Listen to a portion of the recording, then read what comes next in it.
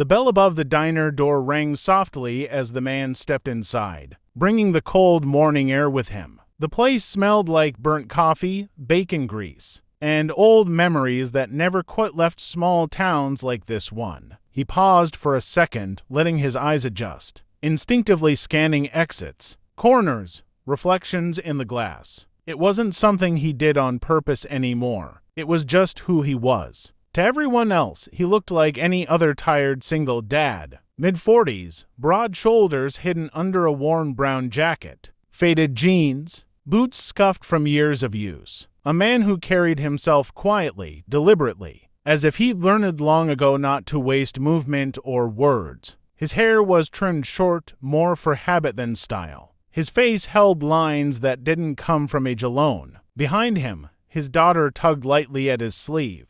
"Dad," she whispered, "can I get pancakes?" He looked down at her, the hardness in his eyes melting instantly. "Yeah, kiddo. Pancakes." They slid into a booth near the window. The vinyl seat squeaked under his weight. He reached across the table and set her small backpack beside him, the way he always did within reach. Outside, the town looked sleepy, almost harmless. Tulane Road, hardware store across the street. Sheriff's cruiser parked crookedly near the curb. A waitress approached with a pot of coffee in her hand. She couldn't have been more than 22. Her smile came a second too late, practiced and fragile, like it had been repaired too many times already. "Morning," she said softly. "Coffee?" "Yes, ma'am," he replied. His voice was calm, polite, as she leaned forward to pour. His eyes caught something she didn't intend anyone to see. A dark bruise just above her wrist, half hidden under a long sleeve pulled down farther than necessary. Faint yellowing around the edges. Not fresh, but not old either. Then, when she turned slightly, another mark near her collarbone, barely visible above the neckline of her uniform. She noticed his gaze and instinctively adjusted her sleeve, her shoulders tightening. "What can I get you to?" she asked quickly. "Pancakes for her," he said, nodding toward his daughter. "And eggs for me." She scribbled it down and hurried away. His daughter was coloring on the paper placemat, humming quietly. He took a slow sip of coffee, eyes never leaving the waitress as she moved behind the counter. He didn't stare. He observed. The way her smile vanished when a man at the end of the counter laughed too loudly. The way she flinched when a plate clattered. The way she avoided looking toward the kitchen door. Most people wouldn't notice, or they would notice and look away. He didn't. A few minutes later, a man stepped out from the kitchen. Late 30s, thick neck, diner logo on his shirt, but it fit too tight. Stretched across a chest that looked like it had been built in anger. He leaned close to the waitress and whispered something. Her shoulders stiffened. He grabbed her arm not hard. He grabbed her arm not hard enough to draw attention, but hard enough to remind her. The SEAL Admiral's jaw tightened. His daughter looked up.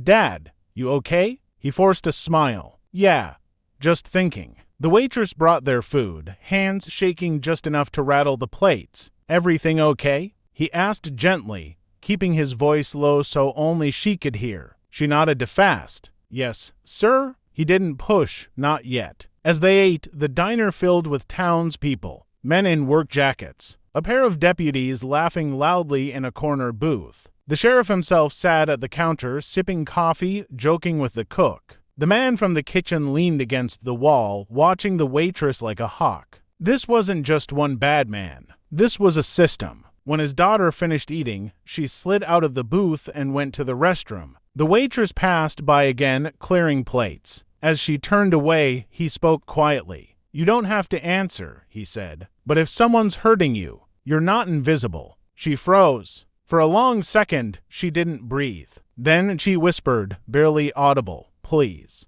don't." Her eyes flicked toward the kitchen, toward the sheriff, toward the deputies. "I have a kid," she added, voice cracking. "They said." He nodded once. "I understand." She rushed away before anyone could see her face. He sat back, hands folded, mind already moving 10 steps ahead. He wasn't angry. Anger clouded judgment. This was colder than that. When his daughter returned, he paid the bill in cash and left a tip that made the waitress's eyes widen. He gave her a small piece of paper folded beneath the receipt. If you decide you want help, he said quietly, that number works day or night. She didn't look at it. She just nodded. Outside, the cold air felt sharper. He buckled his daughter into the truck and climbed into the driver's seat. He didn't start the engine right away. Instead, he pulled out his phone. "Hey," he said when the call connected. "It's me. I need a favor." The person on the other end didn't ask questions. By nightfall,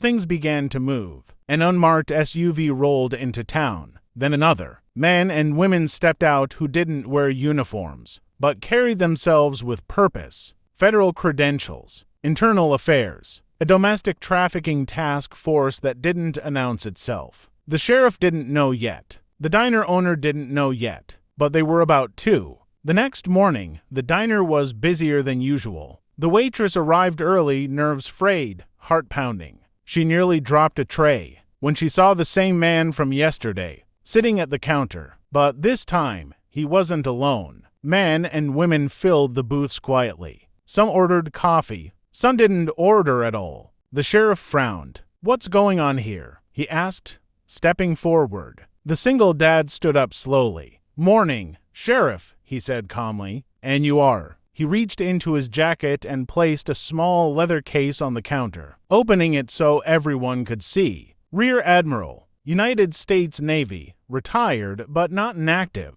The room went silent. "I noticed something yesterday," the Admiral continued, "and when I started asking questions, I realized this town has been very good at hiding answers." The diner owner laughed nervously. "Now hold on." The laugh died when federal agents stepped forward. The waitress felt her knees weaken as one of the agents gently guided her to a seat. "You're safe," the agent said softly. The man from the kitchen tried to slip toward the back door. He didn't make it 3 steps. Handcuffs clicked, one sound after another. Deputies froze as badges were turned against them. The sheriff's face went pale as he realized who wasn't answering his phone anymore. Files were pulled, names spoken, evidence collected that had been buried for years. Missing women, threats, payoffs, silence bought with fear. By noon, the town square was filled with flashing lights. By evening, the truth was on every screen. The waitress sat wrapped in a blanket, holding her phone with trembling hands as she called her sister for the first time in years. "They can't hurt me anymore," she whispered. Across the street, the Admiral knelt beside his daughter. "Did you do something big again?" she asked.